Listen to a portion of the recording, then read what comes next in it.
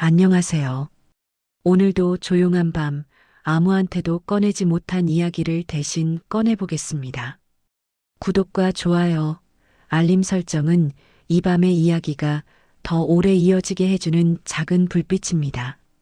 오늘 들려드릴 이야기는 남편이 살아있는 시간 속에서 버티던 한 여자가 요양병원 주차장에서 아주 작은 온기에 흔들리기 시작한 밤의 기록입니다.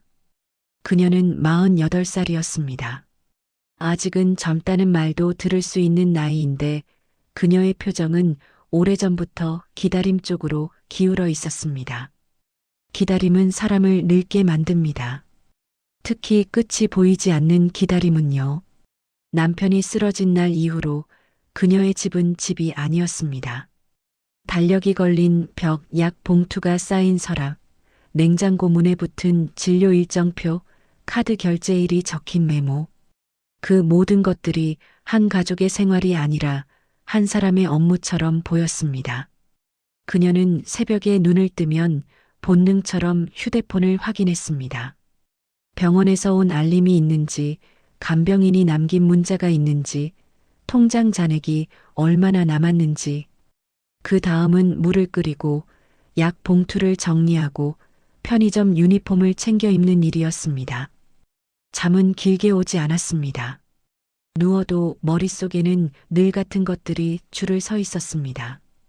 약 시간, 면회 시간, 보험 서류, 간병비, 다음 달 전세 만기.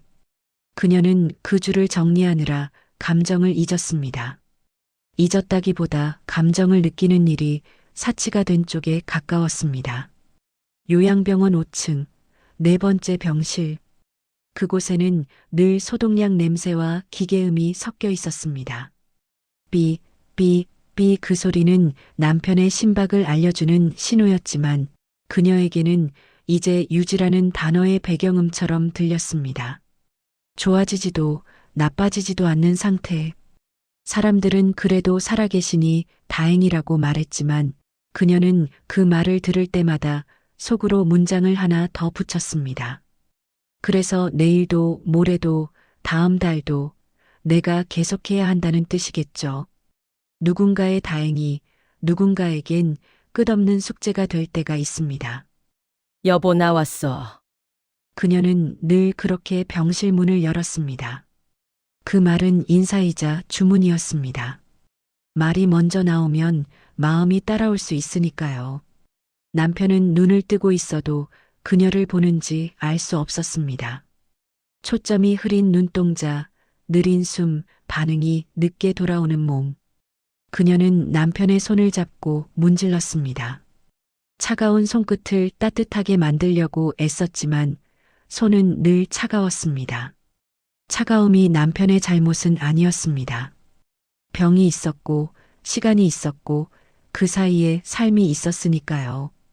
그런데도 그녀는 그 차가움 앞에서 자주 멈칫했습니다. 그 차가움이 몸의 온도라기보다 마음의 거리처럼 느껴지는 날이 늘어났기 때문입니다. 그녀가 하는 말의 절반은 확인이었고 나머지 절반은 죄송합니다였습니다.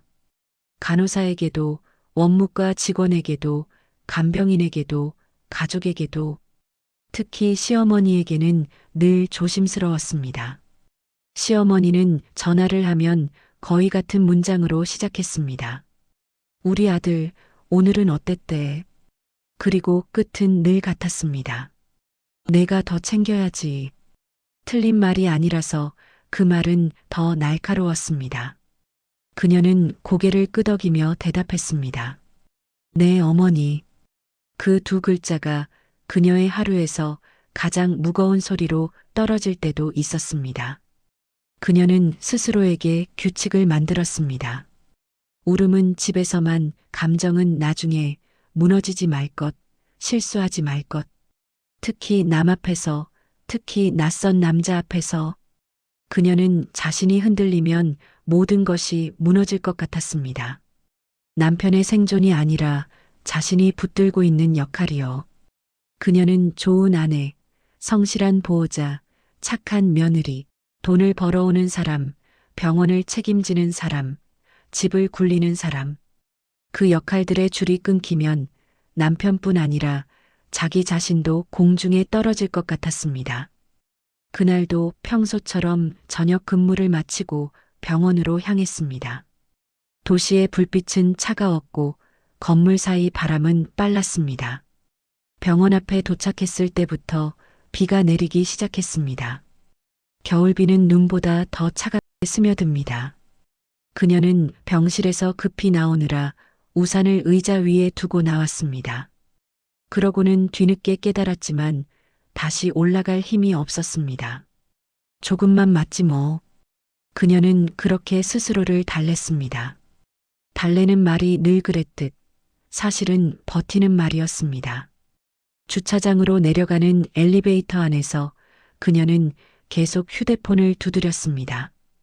콜택시 앱은 배차 지연만 반복했습니다. 버스 시간표를 보니 다음 버스는 한참 뒤였습니다. 바람이 옷깃 안으로 파고들었고 손끝은 저려왔습니다. 그때였습니다. 그런데 갑작스럽게 엄청난 인파가 몰려오는 지하철역 한복판에 서 있는 것처럼 그녀의 마음에도 소리들이 한꺼번에 밀려왔습니다. 내가 지금 어디로 가고 있는지, 집이라고 부르는 곳에 가면 또 무엇을 해야 하는지, 내 몸에서 빠져나간 온기를 어디에 두어야 하는지. 그녀는 숨을 한번 크게 들이마시고 고개를 숙였습니다. 눈이 시렸고 이상하게도 눈물은 나오지 않았습니다. 눈물은 이미 너무 오래전부터 돈처럼 아껴 쓰고 있었으니까요. 보호자님, 등 뒤에서 들린 목소리에 그녀는 흠칫 고개를 돌렸습니다. 낯익은 목소리였습니다. 병원 시설 관리 협력업체 직원, 55쯤 되어 보이는 남자. 늘 검은 점퍼, 작업바지, 손끝에 기름 냄새가 배어 있는 사람. 그녀는 그를 몇 번 마주친 적이 있었습니다. 엘리베이터 앞에서, 복도 끝에서, 주차장 입구에서. 그때마다 그는 꼭 필요한 말만 했습니다. 점검 끝났습니다. 조심하세요. 미끄럽습니다. 그 말들이 단정해서 그녀는 그를 관리 아저씨로만 묶어두고 싶었습니다. 이름을 알면 마음이 열릴까봐, 마음이 열리면 무너질까봐요. 그가 우산을 들고 있었습니다. 빗물이 점퍼 어깨 위에서 둥글게 맺혔고 그의 손은 우산 손잡이를 세게 쥐고 있었습니다. 그는 한 걸음 다가오다 멈췄습니다. 너무 가까이 가면 실례가 될까봐 혹은 자신도 뭔가를 느껴버릴까봐 그 머뭇거림이 이상하게도 그녀를 더 안심시켰습니다. 선을 아는 사람의 망설임은 누군가를 다치게 하지 않으려는 조심이니까요. 비가 새요. 여기 서 계세요. 바람도 차고요. 아, 괜찮아요. 저 금방 가요. 그녀는 늘 하던 대답을 했습니다. 괜찮아요. 그 말은 그녀의 방패였습니다. 그런데 그날은 방패가 젖어버린 것처럼 힘이 없었습니다. 비가 더 굵어졌고 바람이 우산을 흔들었습니다. 그는 자연스럽게 우산을 그녀 쪽으로 기울였습니다. 그 기울임은 아주 작았는데도 그녀의 심장은 그만큼 크게 흔들렸습니다. 그녀는 결국 우산 아래로 들어섰습니다. 그 순간 두 사람의 어깨 사이 거리가 생각보다 가까웠다는 걸 알았습니다. 우산 천 위로 떨어지는 빗소리가 갑자기 선명해졌고 그 선명함이 마치 그녀의 심장까지 두드리는 것 같았습니다. 그렇다고 완전히 외면하지도 않았습니다. 시선이 애매하게 머물렀고 그 애매함이 그녀를 편하게 했습니다. 누군가에게 위로를 받는 건 때로 말보다 시선의 온도로 이루어지니까요. 그는 조심스럽게 물었습니다. 집 멀어요? 네, 2번 갈아타요. 좀 멀어요. 그럼 병원 앞 정류장까지만 태워드릴까요? 거기 버스가 더 자주 와요.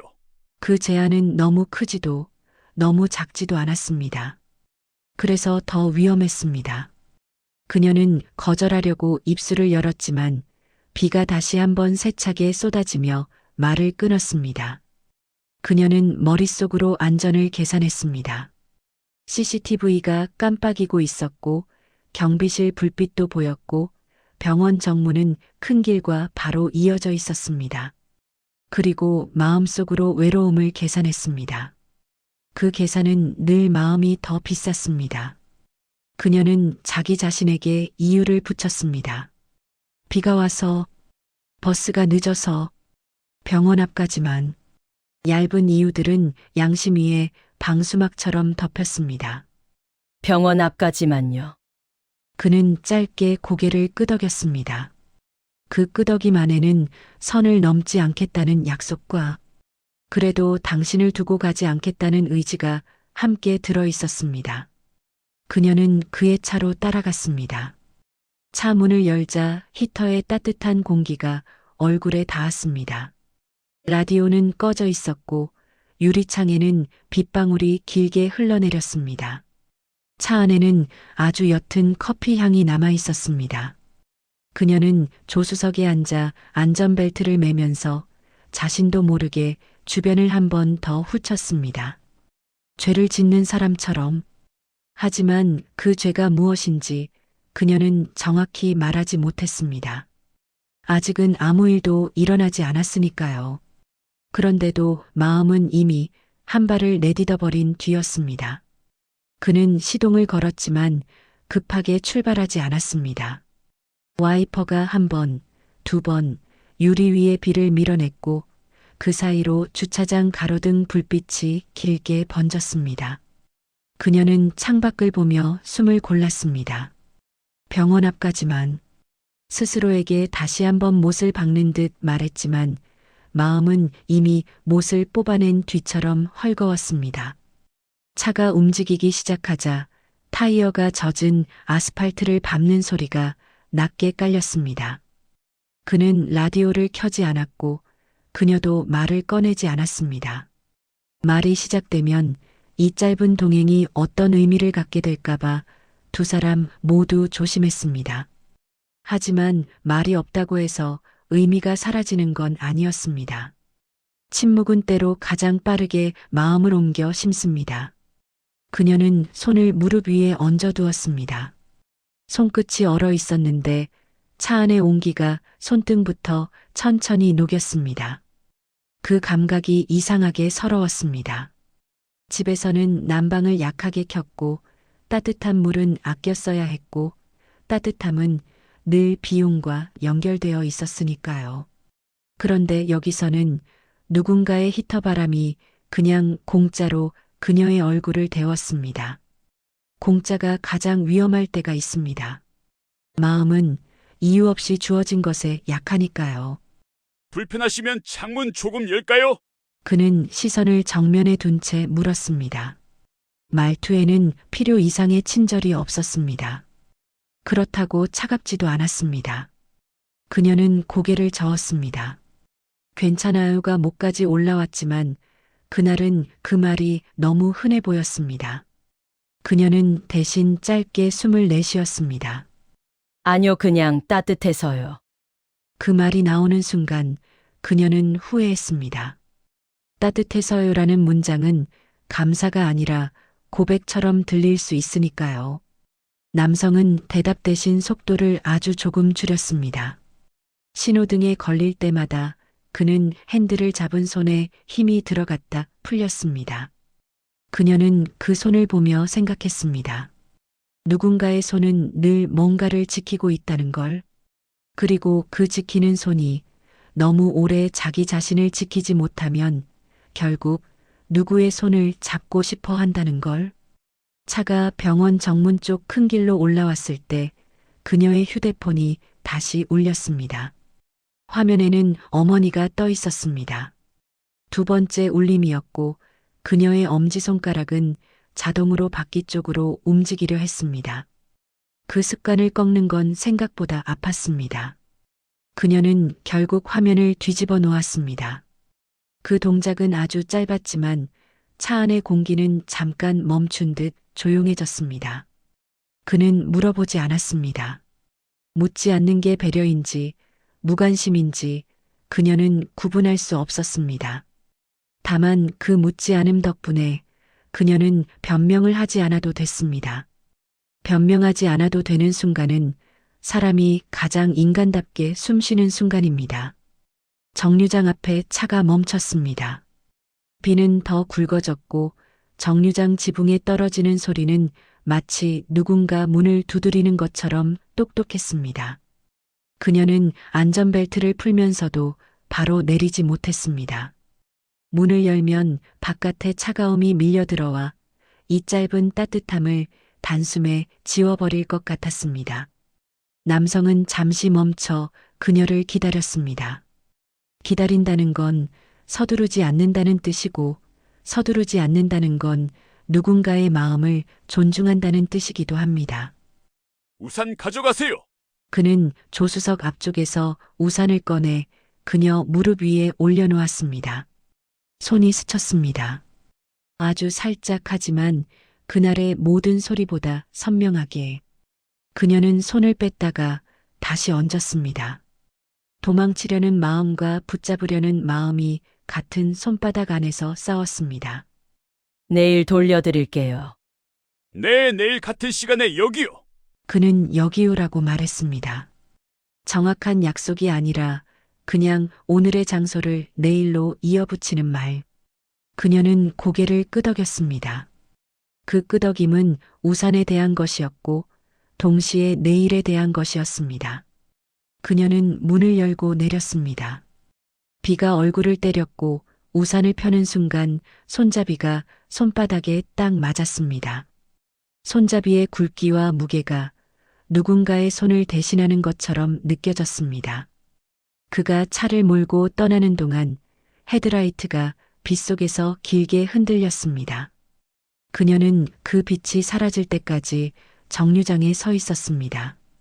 그리고 그제야 자신이 얼마나 오래 서 있었는지를 깨달았습니다. 버스는 한참 뒤에 왔습니다. 축축한 사람들 사이에서 그녀는 우산을 꼭 쥐고 창밖을 멍하니 보았습니다. 창문에 비친 자신의 얼굴은 피곤했고 말라 있었고 눈가가 붉었습니다. 그런데 그 얼굴 어딘가에 오래 잊었던 표정이 살짝 살아나 있었습니다. 누군가를 의식하는 표정, 누군가에게 들킬까봐 조심하는 표정, 그리고 무엇보다 아직 무언가를 느낄 수 있다는 표정. 집에 도착하자 그녀는 우산을 신발장 옆에 세워두었습니다. 젖은 코트를 문고리에 걸고 손을 씻었습니다. 비누 거품이 손가락 사이를 지나갈 때마다 아까의 스침이 지워지지 않도록 일부러 천천히 문질렀습니다. 지우려는 것처럼 보이지만 사실은 더 오래 남기려는 몸의 습관이었습니다. 침대에 누워 눈을 감자 와이퍼 소리가 다시 들렸습니다. 그리고 손끝에 스침이 떠올랐습니다. 남편의 손은 오래전부터 차가웠습니다. 차갑다는 걸 탓할 수 없었습니다. 남편은 아팠으니까요. 그런데 그날은 차가움과 따뜻함이 비교되어 버렸습니다. 비교하는 순간 마음은 죄가 됩니다. 그녀는 스스로를 세게 다그쳤습니다. 정신 차려. 너는 아내야. 하지만 다그치는 말의 끝마다 더 작은 목소리가 붙었습니다. 그래도 오늘은 사람 취급을 받았잖아. 그녀는 그 목소리를 지워보려 이불을 더 끌어올렸습니다. 숨이 막힐 만큼. 그럼에도 마음은 비가 마르듯 천천히 옅어지지 않았습니다. 다음 날 아침 그녀는 평소보다 조금 일찍 일어났습니다. 알람이 울리기 전인데도 눈이 떠졌고 그게 더 싫었습니다. 잠이 부족해서가 아니라 마음이 먼저 깨어버렸기 때문입니다. 그녀는 부엌에서 물을 끓이고 약 봉투를 정리하고 냉장고 문에 붙은 메모를 훑었습니다. 오늘 원무과 서류 확인 간병인 교대 시간 카드 결제일 D-3 그 사이사이에 어젯밤 우산 손잡이의 감촉이 자꾸 끼어들었습니다. 누군가의 차에서 맡았던 옅은 커피향, 히터 바람의 따뜻한 결, 손등이 스친 순간의 정정 같은 감각. 그녀는 손을 한번 털었습니다. 마치 그 기억을 털어낼 수 있을 것처럼 그녀는 편의점 근무를 나가기 전 아무 습관도 없던 행동을 했습니다. 커피를 하나 샀습니다. 따뜻한 캔커피, 손바닥이 데일 만큼 뜨거운, 원래라면 사치였고 절대 먼저 줄이 없던 물건이었습니다. 하지만 그녀는 마음속으로 얇은 이유를 붙였습니다. 어제 신세를 졌으니까, 우산을 빌렸으니까. 그 얇은 이유는 마음을 숨기기에 딱 좋았습니다. 캔을 쥐고 있으면 손바닥이 뜨거워지면서도 이상하게 불안했습니다. 따뜻함이 계속되면 사람은 이유를 잃어버리니까요. 병원에 도착해 남편 병실 문을 열었을 때 그녀는 늘 하던 일을 반복했습니다. 손을 씻고 마스크를 고쳐 쓰고 남편의 손을 잡았습니다. 차갑고 무겁고 오래된 차가움. 그녀는 더 세게 주물렀습니다. 마치 차가움을 탓하는 대신 자신을 벌주는 것처럼. 간호사는 그녀에게 상태를 짧게 설명했고 원무과에서는 서류를 확인하라 했고 간병인은 약이 하나 바뀌었다고 말했습니다. 그녀는 그 모든 말을 고개로 받아 적듯 끄덕였습니다. 그런데 마음 한쪽은 계속 주차장 쪽을 향해 있었습니다. 그쪽에서 바람이 한 번만 불어와도 그녀는 몸이 먼저 반응했습니다. 면회 시간이 끝나갈 즈음 그녀는 일부러 발걸음을 늦췄습니다. 우산만 돌려주고 끝. 그렇게 되뇌었습니다. 끝이라는 단어를 입에 올리면 정말 끝낼 수 있을 것처럼. 하지만 그녀는 알고 있었습니다. 끝내겠다는 말은 이미 이어지고 있다는 뜻이라는 걸. 주차장으로 내려가는 엘리베이터 안에서 그녀는 캔커피를 가방 안에서 만지작거렸습니다. 캔이 부딪히는 소리가 날까봐 조심스럽게. 자동문이 열리고 차가운 공기가 얼굴을 때리자 그녀는 숨을 삼켰습니다. 그리고 주차장 한쪽을 보았습니다. 그곳에 검은 점퍼가 있었습니다. 어제와 같은 각도, 같은 기척. 그 사실 하나만으로 그녀의 심장은 이상하게 가벼워졌다가 바로 무거워졌습니다.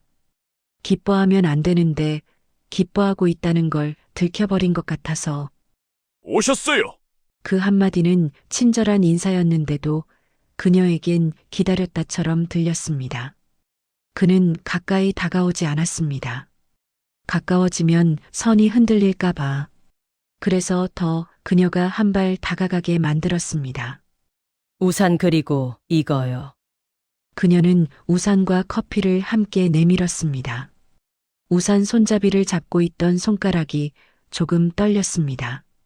그는 우산을 받으며 손끝이 또 스쳤고 이번엔 피하지도 못했습니다. 손끝의 체온이 잠깐 서로를 확인했습니다. 그 짧은 온도 교환이 이상하게 야릇했습니다. 노골적인 게 아니라 너무 조심스러워서 오히려 마음이 더 크게 들썩였습니다. 커피 저한테요. 어제 덕분에요. 그냥 감사해서요. 그는 캔커피를 손에 쥐고 잠깐 바라봤습니다. 마치 고맙다라는 말이 무거운 사람처럼. 그리고 아주 작게 웃었습니다. 그 웃음은 화려하지 않았습니다. 오히려 누가 보면 그냥 입꼬리만 움직인 정도였는데 그녀는 그 작은 움직임에 마음이 풀리는 걸 느꼈습니다. 그녀는 자신이 얼마나 오랫동안 누군가의 웃음을 받아본 적이 없었는지 그제야 알았습니다. 비는 그날은 내리지 않았습니다. 비가 없으니 우산을 빌릴 이유도 없었습니다. 그게 그녀를 불안하게 했습니다. 이유가 없으면 만남은 더 적나라해지니까요. 그는 캔커피를 쥔 손을 내려다보며 말했습니다. 저 병원 앞까지 가는 길 같이 걸으실래요? 정류장 쪽까지요. 그냥 길이 어두워서. 그 말은 핑계였고 그녀도 알았습니다. 하지만 그 핑계가 아름다웠습니다. 둘 다 핑계를 필요로 하는 사람들. 핑계가 없으면 마음이 너무 선명해질 테니까요. 네, 잠깐만요. 그들은 주차장을 가로질러 걸었습니다. 가로등 불빛이 바닥에 끊어진 줄처럼 놓여 있었고 두 사람의 그림자가 그 줄 사이를 지나갈 때마다 겹쳤다가 떨어졌습니다. 그녀는 일부러 그의 옆이 아니라 반걸음 뒤를 걸었습니다. 같이 걷되 너무 같이 걷지 않으려는 마음. 그런데 반걸음 뒤에서 보이는 그의 어깨는 생각보다 넓었고 그 넓음이 이상하게 안전해 보였습니다. 안전함은 곧 유혹이 됩니다. 특히 불안 속에서 사는 사람에겐요. 정류장 앞에 다다랐을 때 바람이 한 번 불었습니다. 그녀의 머리카락이 흐트러졌고 그녀는 습관적으로 귀 뒤로 넘기려 손을 올렸습니다. 그 순간 그가 아주 짧게 시선을 내렸다가 올렸습니다. 그녀의 목선, 손목, 그 사이 어딘가를. 그 시선은 노골적이지 않았습니다. 너무 짧아서 오히려 봤다고 말할 수도 없는 정도였는데 그녀는 그 짧음이 더 야릇하다는 걸 알아버렸습니다. 오래 보면 욕망이고 잠깐 보면 실수 같아서 실수 같은 욕망은 사람을 더 흔듭니다. 손 차가우시죠? 그는 캔커피를 손에 쥐고 잠깐 바라봤습니다. 마치 고맙다라는 말이 무거운 사람처럼. 그리고 아주 작게 웃었습니다. 그 웃음은 화려하지 않았습니다. 오히려 누가 보면 그냥 입꼬리만 움직인 정도였는데 그녀는 그 작은 움직임에 마음이 풀리는 걸 느꼈습니다. 그녀는 자신이 얼마나 오랫동안 누군가의 웃음을 받아본 적이 없었는지 그제야 알았습니다. 비는 그날은 내리지 않았습니다. 비가 없으니 우산을 빌릴 이유도 없었습니다. 그게 그녀를 불안하게 했습니다. 이유가 없으면 만남은 더 적나라해지니까요. 그는 캔커피를 쥔 손을 내려다보며 말했습니다. 저 병원 앞까지 가는 길 같이 걸으실래요? 정류장 쪽까지요. 그냥 길이 어두워서. 그 말은 핑계였고 그녀도 알았습니다. 하지만 그 핑계가 아름다웠습니다. 둘 다 핑계를 필요로 하는 사람들. 핑계가 없으면 마음이 너무 선명해질 테니까요. 네, 잠깐만요. 그들은 주차장을 가로질러 걸었습니다. 가로등 불빛이 바닥에 끊어진 줄처럼 놓여 있었고 두 사람의 그림자가 그 줄 사이를 지나갈 때마다 겹쳤다가 떨어졌습니다. 그녀는 일부러 그의 옆이 아니라 반걸음 뒤를 걸었습니다. 같이 걷되 너무 같이 걷지 않으려는 마음. 그런데 반걸음 뒤에서 보이는 그의 어깨는 생각보다 넓었고 그 넓음이 이상하게 안전해 보였습니다. 안전함은 곧 유혹이 됩니다. 특히 불안 속에서 사는 사람에겐요. 정류장 앞에 다다랐을 때 바람이 한 번 불었습니다. 그녀의 머리카락이 흐트러졌고 그녀는 습관적으로 귀 뒤로 넘기려 손을 올렸습니다. 그 순간 그가 아주 짧게 시선을 내렸다가 올렸습니다. 그녀의 목선, 손목, 그 사이 어딘가를. 그 시선은 노골적이지 않았습니다. 너무 짧아서 오히려 봤다고 말할 수도 없는 정도였는데 그녀는 그 짧음이 더 야릇하다는 걸 알아버렸습니다. 오래 보면 욕망이고 잠깐 보면 실수 같아서 실수 같은 욕망은 사람을 더 흔듭니다. 손 차가우시죠? 그는 그렇게 말하며 주머니에서 꺼낸 작은 핫팩 하나를 내밀었습니다. 그녀는 순간 굳었습니다. 핫팩은 별것 아닌 물건입니다. 그런데 그녀에게는 너무 많은 의미가 붙었습니다. 당신을 생각했다는 의미, 당신이 추울 걸 알았다는 의미. 그녀는 그 의미가 두려워서 핫팩이 아니라 마음을 거절하고 싶어졌습니다. 괜찮아요. 저는 늘 괜찮아서. 그녀는 또 그 말을 했습니다. 늘 괜찮다는 말. 그런데 이번엔 남성이 조용히 고개를 저었습니다. 그 말 자주 하시잖아요. 그 문장은 꾸짖는 것도 가르치는 것도 아니었습니다. 다만 당신이 어떤 사람인지 안다는 고백처럼 들렸습니다. 그녀는 순간 눈을 피했습니다. 들켜버린 기분, 들키고 싶었던 기분. 그런데 갑작스럽게 엄청난 인파가 한꺼번에 밀려들어 숨을 막는 지하철 승강장처럼 그녀의 마음에도 상반된 감정들이 동시에 밀려왔습니다. 피하고 싶고, 기대고 싶고, 멈추고 싶고, 더 가고 싶고. 그녀는 입술을 꾹 눌렀습니다. 그날 밤 그녀는 집에 돌아와 남편 사진이 걸린 거실벽 앞에 한참 서 있었습니다. 사진 속 남편은 건강했을 때 웃고 있었습니다. 그 웃음이 이제는 낯설었습니다. 그녀는 사진을 바라보며 자신에게 물었습니다. 나는 지금 누구에게 미안한 걸까? 남편에게? 시어머니에게? 아니면 오래전부터 방치해온 자기 자신에게? 며칠이 지나며 그들은 더 자주 마주쳤습니다. 길게 대화하지는 않았습니다. 긴 대화는 위험하니까요. 대신 짧은 문장들이 쌓였습니다. 오늘은 추워요. 조심히 들어가세요. 커피 드세요. 짧은 문장들이 쌓이면 마음은 그 사이에 자신만의 의미를 키웁니다. 그녀는 그 의미가 커지는 걸 느끼면서도 일부러 줄였습니다. 말을 아끼고 웃음을 줄이고 눈을 마주치는 시간을 줄였습니다. 그런데도 몸은 정직했습니다. 그가 가까이 서면 그녀의 손끝이 먼저 반응했습니다. 심장이 먼저 반응했습니다. 그건 욕망이라기보다 살아있는 신호였습니다. 어느 날은 비가 왔습니다. 그날은 그가 또 정류장까지만이라고 말하며 차 문을 열어줬고 그녀는 또 병원 앞까지만요라고 대답했습니다. 같은 문장들이 반복되는데도 매번 의미가 조금씩 달라졌습니다. 차 안의 공기는 여전히 조용했지만 조용함이 달라졌습니다. 어색한 조용함이 아니라 서로를 자꾸 떠올리게 만드는 조용함. 그녀가 안전벨트를 매는 순간 그의 손이 잠깐 그녀 쪽으로 움직였다가 멈췄습니다. 안전벨트를 도와주려던 것인지 그냥 습관인지 그녀는 알 수 없었습니다. 하지만 멈춘 손이 오히려 더 큰 파문을 만들었습니다. 닿지 않는 손은 상상으로 닿으니까요. 죄송해요. 제가 괜히. 아니요, 괜찮아요. 그녀는 또 괜찮다고 말했습니다.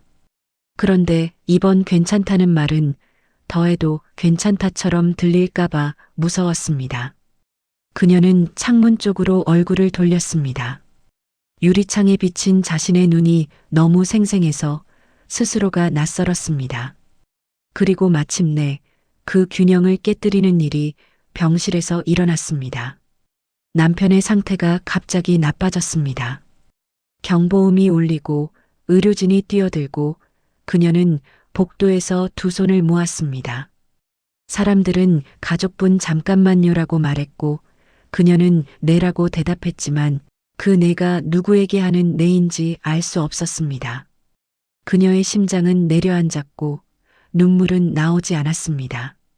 눈물은 늘 마지막에 나오는데 그녀는 너무 오래 마지막을 미뤄온 사람이었으니까요. 그날 밤 남편은 위기를 넘겼습니다. 넘겼다는 말이 기뻐야 하는데 그녀는 허탈했습니다. 기적이란 말이 누군가에겐 선물인데 누군가에겐 형벌처럼 느껴질 때가 있습니다. 그녀는 병실로 들어가 남편의 손을 잡았습니다. 그 손은 더 차가웠고 그녀는 더 세게 잡았습니다. 차가움을 잡아당기면 따뜻해질 것 같아서. 하지만 따뜻해지는 건 손이 아니라 그녀의 죄책감뿐이었습니다. 그날 이후 그녀는 주차장을 일부러 피했습니다. 피하면 끝날 것 같아서. 그런데 피하는 길로 걸어가면 그녀의 마음이 더 크게 흔들렸습니다. 마치 놓치면 안 되는 어떤 온기가 뒤에서 자꾸 불러오는 것처럼. 결국 그녀는 어느 날 아주 늦은 밤 병원 카페에 들렀습니다. 커피를 주문하려고 서 있는데 문이 열리고 그가 들어왔습니다. 둘은 동시에 멈췄습니다. 시간이 잠깐 멈춘 것 같았습니다. 여기서 배내요. 그 한마디에 그녀는 웃지도 못하고 울지도 못했습니다. 카페 안은 따뜻했고 조명은 부드러웠고 창밖에는 비가 내렸습니다. 너무 영화 같은 배경은 현실을 더 잔인하게 만들기도 합니다. 그는 의자를 하나 빼며 조용히 말했습니다. 잠깐만 앉으시죠. 얼굴이 너무 안 좋아요. 그녀는 앉았습니다. 의자에 앉는 순간 다리가 조금 떨렸습니다. 피곤해서인지 그가 앞에 있어서인지 둘 다인지 알 수 없었습니다. 그가 커피를 2잔 주문했고 그녀는 말리지 못했습니다. 말리면 왜 말리는지를 설명해야 할 것 같아서 커피가 나오기 전까지 둘은 아무 말도 하지 않았습니다. 그 침묵이 야릇했습니다. 말하지 않는데도 서로를 너무 많이 알고 있는 것처럼 그의 손가락이 컵받침을 살짝 만지작거렸고 그녀는 그 손가락에서 어릴 때 보던 아버지의 손 같은 느낌을 받았습니다. 단단하고 오래 일한 손. 그런 손이 가끔은 떨릴 수 있다는 걸 그녀는 그때 처음으로 알았습니다. 저 이런 말 하면 안 되는데. 그 문장이 나오자 그녀의 심장이 한번 크게 뛰었습니다. 안 되는데 라는 말은 늘 문을 열어버립니다. 그 문 뒤에 무엇이 있는지 모르면서도 요즘 보호자님이 너무 무너질 것 같아 보여서요. 그는 끝까지 보호자님이라고 불렀습니다. 이름을 부르면 선이 무너질까봐. 그런데 그 호칭이 오히려 그녀를 더 흔들었습니다. 보호자라는 역할 속에 있는 그녀를 그가 보고 있다는 뜻이니까요. 그녀는 입술을 깨물었습니다. 무너질 수가 없어요. 제가 무너지면 다 끝나니까. 그녀의 목소리가 생각보다 낮게 떨렸습니다. 그 떨림이 카페 테이블 위에서 한번 흔들리고 그의 눈동자에 닿았습니다. 그는 그 떨림을 잡아주고 싶은 사람처럼 보였습니다. 하지만 잡으면 안 되는 걸 아는 사람처럼도 보였습니다. 그 2가지가 동시에 보이면 사람은 더 위험해집니다. 커피가 나왔습니다. 김이 올랐고 그녀는 컵을 2 손으로 감쌌습니다. 따뜻했습니다. 따뜻함은 언제나 사람을 약하게 만듭니다. 그녀는 컵을 감싼 손가락을 보며 아주 작은 목소리로 말했습니다. 저 가끔은요. 누가 그냥 괜찮다고 말해줬으면 좋겠어요. 그녀는 그 말을 하고 나서 바로 후회했습니다. 그 말은 부탁이었고 부탁은 관계를 만듭니다. 관계는 선을 만듭니다. 그리고 선은 한번 생기면 쉽게 지워지지 않습니다. 괜찮아요. 그가 조용히 말했습니다. 그 한마디가 컵보다 더 따뜻했습니다. 그녀는 순간 숨을 멈췄습니다. 괜찮다는 말을 늘 하던 사람이 누군가에게서 괜찮다는 말을 받는 순간, 그 순간에 사람은 흔들립니다. 흔들리면서도 이상하게 살 것 같습니다. 그날 밤 그들은 카페에서 오래 있지 않았습니다. 오래 있으면 더 많은 말이 나올 것 같아서, 더 많은 말이 나오면 더 많은 책임이 생길 것 같아서, 카페를 나와 주차장까지 걷는 길, 비가 잦아들었고 공기는 차가웠습니다. 그가 우산을 펼쳤고 그녀는 우산 아래로 들어갔습니다. 어깨가 닿을 듯 말 듯 숨결이 가까웠습니다. 그녀는 그 가까움이 두려워서 발걸음을 조금 빨리 했습니다. 그가 따라오며 속도를 맞췄습니다. 맞춘다는 건 들이대는 게 아니라 기다려주는 겁니다. 그래서 더 야릇합니다. 기다림은 상대를 상상하게 만들거든요. 집까지 태워드릴까요? 그 말이 나오는 순간 그녀는 멈췄습니다. 정류장까지만이 아니었습니다. 병원 앞까지만이 아니었습니다. 집까지는 너무 멀었습니다. 거리의 문제가 아니라 의미의 문제였습니다. 집까지 가는 길에는 그들의 현실이 함께 타야 하니까요. 남편, 시어머니, 돈, 병원, 그리고 그녀의 이름 없는 죄책감까지. 안 돼요. 그녀는 그 말을 하는데 목이 아팠습니다. 안 된다는 말은 사실 가고 싶은 데에 다른 이름일 때가 있습니다. 그는 더 묻지 않았습니다. 다만 고개를 끄덕였고 그녀에게 우산 손잡이를 조금 더 쥐기 편하게 돌려줬습니다. 그 손동작이 너무 다정해서 그녀는 더 아팠습니다. 다정함은 죄가 아닌데 다정함을 받아들이는 마음이 죄가 되어버리니까요. 그날 이후 그녀는 그를 더 멀리했고 더 가까이 했습니다. 어떤 날은 인사를 건넸고 어떤 날은 모른 척 지나쳤습니다. 모른 척 하면서도 시선은 한 번 더 남겼습니다.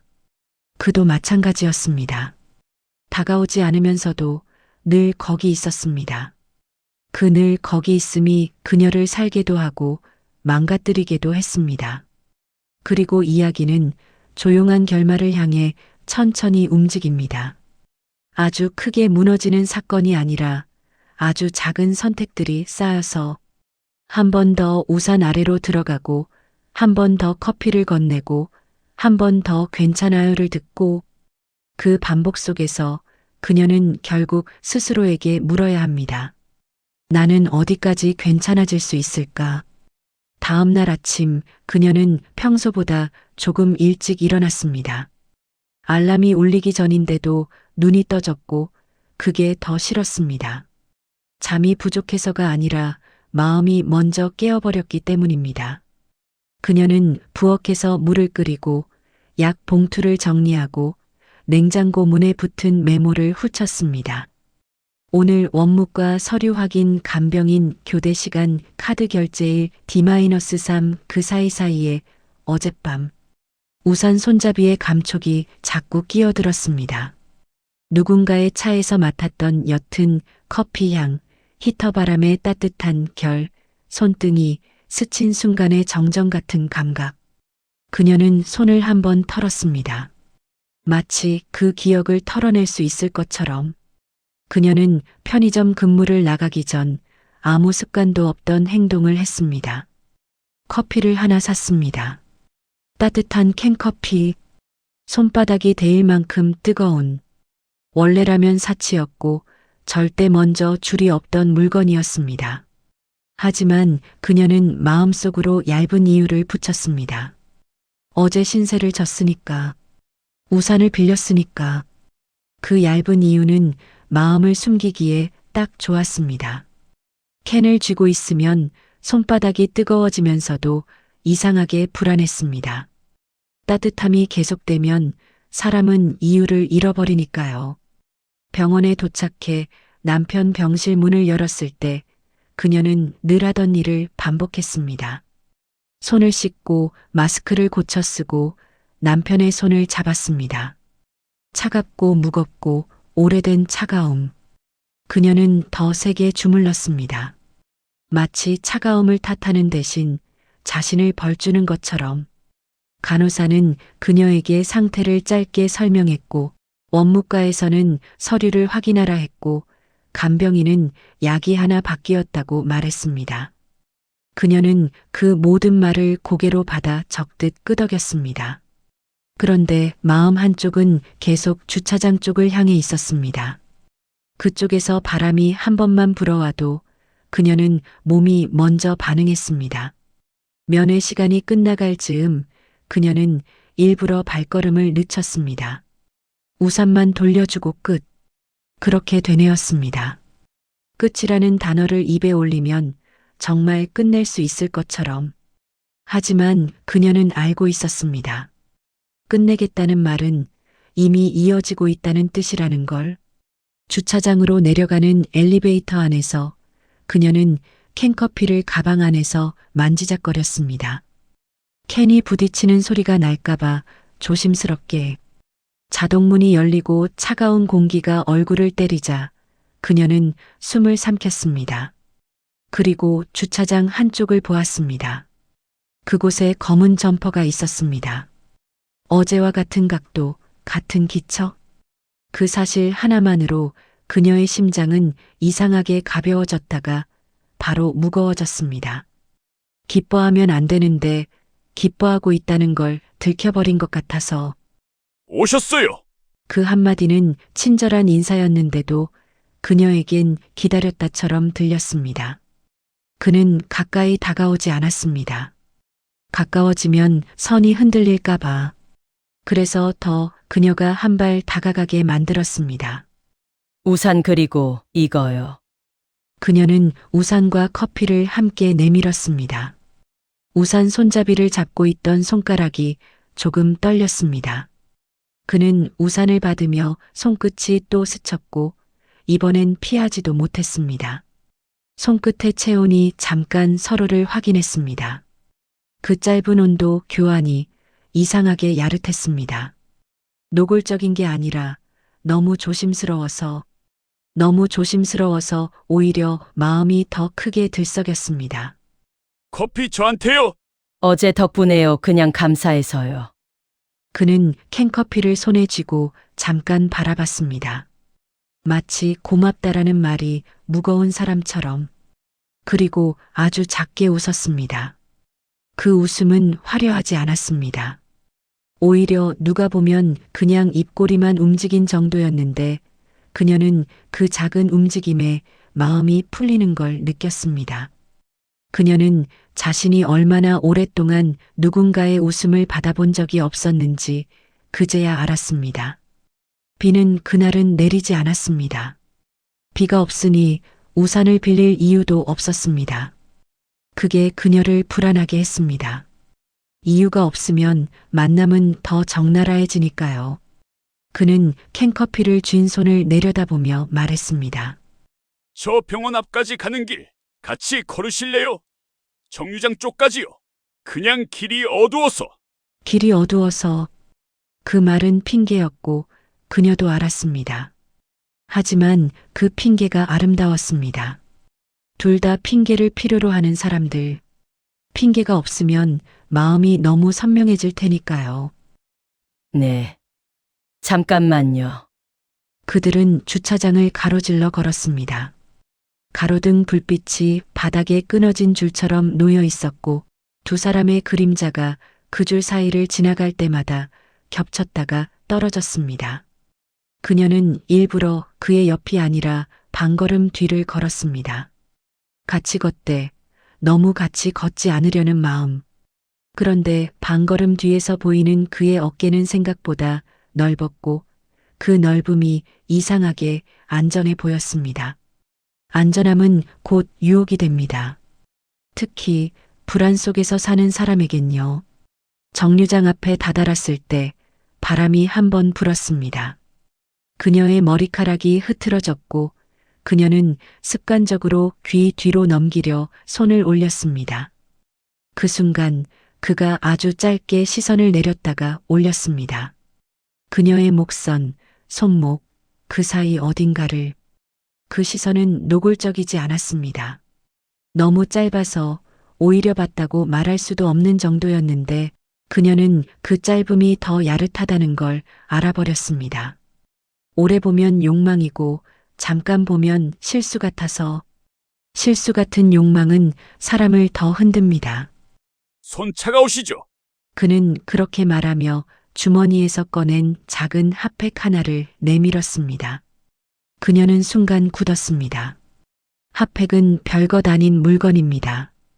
그런데 그녀에게는 너무 많은 의미가 붙었습니다. 당신을 생각했다는 의미, 당신이 추울 걸 알았다는 의미. 그녀는 그 의미가 두려워서 핫팩이 아니라 마음을 거절하고 싶어졌습니다. 괜찮아요. 저는 늘 괜찮아서. 그녀는 또 그 말을 했습니다. 늘 괜찮다는 말. 그런데 이번엔 남성이 조용히 고개를 저었습니다. 그 말 자주 하시잖아요. 그 문장은 꾸짖는 것도 가르치는 것도 아니었습니다. 다만 당신이 어떤 사람인지 안다는 고백처럼 들렸습니다. 그녀는 순간 눈을 피했습니다. 들켜버린 기분, 들키고 싶었던 기분. 그런데 갑작스럽게 엄청난 인파가 한꺼번에 밀려들어 숨을 막는 지하철 승강장처럼 그녀의 마음에도 상반된 감정들이 동시에 밀려왔습니다. 피하고 싶고, 기대고 싶고, 멈추고 싶고, 더 가고 싶고, 그녀는 입술을 꾹 눌렀습니다. 그날 밤 그녀는 집에 돌아와 남편 사진이 걸린 거실벽 앞에 한참 서 있었습니다. 사진 속 남편은 건강했을 때 웃고 있었습니다. 그 웃음이 이제는 낯설었습니다. 그녀는 사진을 바라보며 자신에게 물었습니다. 나는 지금 누구에게 미안한 걸까? 남편에게? 시어머니에게? 아니면 오래전부터 방치해온 자기 자신에게? 며칠이 지나며 그들은 더 자주 마주쳤습니다. 길게 대화하지는 않았습니다. 긴 대화는 위험하니까요. 대신 짧은 문장들이 쌓였습니다. 오늘은 추워요. 조심히 들어가세요. 커피 드세요. 짧은 문장들이 쌓이면 마음은 그 사이에 자신만의 의미를 키웁니다. 그녀는 그 의미가 커지는 걸 느끼면서도 일부러 줄였습니다. 말을 아끼고 웃음을 줄이고 눈을 마주치는 시간을 줄였습니다. 그런데도 몸은 정직했습니다. 그가 가까이 서면 그녀의 손끝이 먼저 반응했습니다. 심장이 먼저 반응했습니다. 그건 욕망이라기보다 살아있는 신호였습니다. 어느 날은 비가 왔습니다. 그날은 그가 또 정류장까지만이라고 말하며 차 문을 열어줬고 그녀는 또 병원 앞까지만요라고 대답했습니다. 같은 문장들이 반복되는데도 매번 의미가 조금씩 달라졌습니다. 차 안의 공기는 여전히 조용했지만 조용함이 달라졌습니다. 어색한 조용함이 아니라 서로를 자꾸 떠올리게 만드는 조용함. 그녀가 안전벨트를 매는 순간 그의 손이 잠깐 그녀 쪽으로 움직였다가 멈췄습니다. 안전벨트를 도와주려던 것인지 그냥 습관인지 그녀는 알 수 없었습니다. 하지만 멈춘 손이 오히려 더 큰 파문을 만들었습니다. 닿지 않는 손은 상상으로 닿으니까요. 죄송해요. 제가 괜히. 아니요, 괜찮아요.